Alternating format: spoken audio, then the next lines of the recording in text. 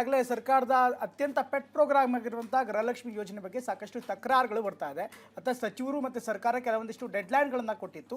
ಈಗ ಡೆಡ್ಲೈನ್ಗಳು ಬಂದರೂ ಕೂಡ ಇನ್ನೂ ಕೂಡ ಮಹಿಳೆಯರ ಖಾತೆಗೆ ಹಣ ಬಂದಿಲ್ಲ ಅನ್ನುವಂಥ ಆರೋಪಗಳು ಕೇಳಿಬರ್ತಾ ಇದೆ. ಹಾಗಾದರೆ ಗೃಹಲಕ್ಷ್ಮಿ ವಿಚಾರದಲ್ಲಿ ಏನಾಗ್ತಾ ಇದೆ ನೋಡೋಣ.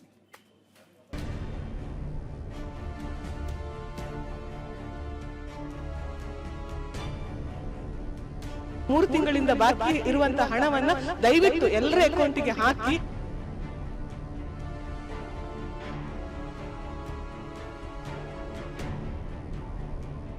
ಒಂದು ವರ್ಷದಾಗ ಒಂದು 5 ತಿಂಗಳು 6 ತಿಂಗಳು ಬರ್ತೀರಿ, ಗ್ಯಾಪ್ 3 ತಿಂಗಳು 4 ತಿಂಗಳು ಬರೋದೇ ಇಲ್ರಿ.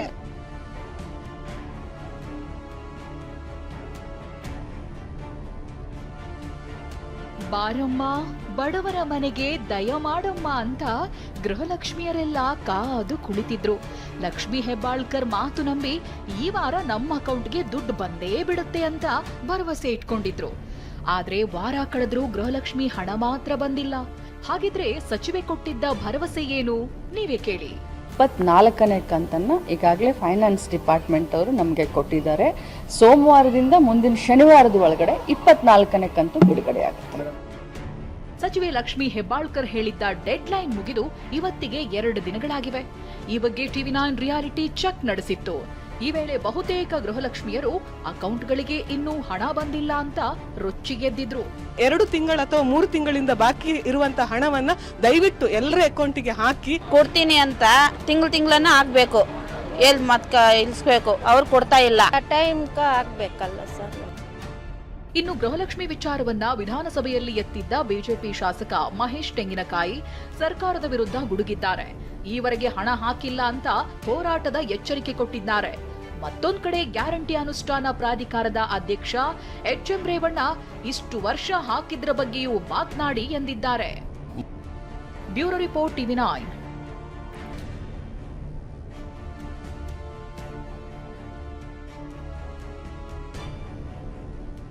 ಮೂರು ತಿಂಗಳಿಂದ ಬಾಕಿ ಇರುವಂತಹ ಹಣವನ್ನ ದಯವಿಟ್ಟು ಎಲ್ಲರ ಅಕೌಂಟಿಗೆ ಹಾಕಿ.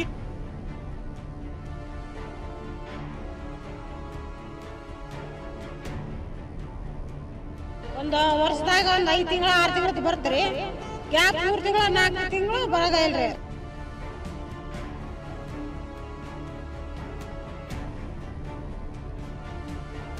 ಬಾರಮ್ಮ ಬಡವರ ಮನೆಗೆ ದಯ ಮಾಡಮ್ಮ ಅಂತ ಗೃಹಲಕ್ಷ್ಮಿಯರೆಲ್ಲ ಕಾದು ಕುಳಿತಿದ್ರು.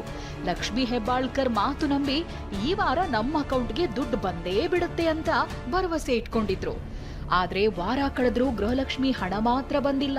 ಹಾಗಿದ್ರೆ ಸಚಿವೆ ಕೊಟ್ಟಿದ್ದ ಭರವಸೆ ಏನು ನೀವೇ ಕೇಳಿ.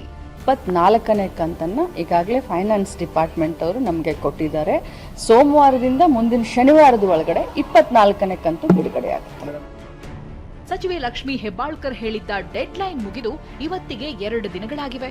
ಈ ಬಗ್ಗೆ ಟಿವಿ9 ರಿಯಾಲಿಟಿ ಚೆಕ್ ನಡೆಸಿತ್ತು. ಈ ವೇಳೆ ಬಹುತೇಕ ಗೃಹಲಕ್ಷ್ಮಿಯರು ಅಕೌಂಟ್ಗಳಿಗೆ ಇನ್ನೂ ಹಣ ಬಂದಿಲ್ಲ ಅಂತ ರೊಚ್ಚಿಗೆದ್ದಿದ್ರು. 2 ತಿಂಗಳ ಅಥವಾ 3 ತಿಂಗಳಿಂದ ಬಾಕಿ ಇರುವಂತಹ ಹಣವನ್ನ ದಯವಿಟ್ಟು ಎಲ್ಲರ ಅಕೌಂಟಿಗೆ ಹಾಕಿ. ಕೊಡ್ತೀನಿ ಅಂತ ತಿಂಗಳನ್ನ ಆಗ್ಬೇಕು, ಎಲ್ಲಿ ಮತ್ಕ ಇಳಿಸ್ಬೇಕು, ಅವ್ರು ಕೊಡ್ತಾ ಇಲ್ಲ. ಟೈಮ್ಕ ಆಗ್ಬೇಕಲ್ಲ ಸರ್. ಇನ್ನು ಗೃಹಲಕ್ಷ್ಮಿ ವಿಚಾರವನ್ನ ವಿಧಾನಸಭೆಯಲ್ಲಿ ಎತ್ತಿದ್ದ ಬಿಜೆಪಿ ಶಾಸಕ ಮಹೇಶ್ ತೆಂಗಿನಕಾಯಿ ಸರ್ಕಾರದ ವಿರುದ್ಧ ಗುಡುಗಿದ್ದಾರೆ. ಈವರೆಗೆ ಹಣ ಹಾಕಿಲ್ಲ ಅಂತ ಹೋರಾಟದ ಎಚ್ಚರಿಕೆ ಕೊಟ್ಟಿದ್ದಾರೆ. ಮತ್ತೊಂದು ಕಡೆ ಗ್ಯಾರಂಟಿ ಅನುಷ್ಠಾನ ಪ್ರಾಧಿಕಾರದ ಅಧ್ಯಕ್ಷ ಎಚ್.ಎಂ. ರೇವಣ್ಣ ಇಷ್ಟು ವರ್ಷ ಹಾಕಿದ್ರ ಬಗ್ಗೆಯೂ ಮಾತನಾಡಿ ಎಂದಿದ್ದಾರೆ. Bureau report ಟಿವಿ9.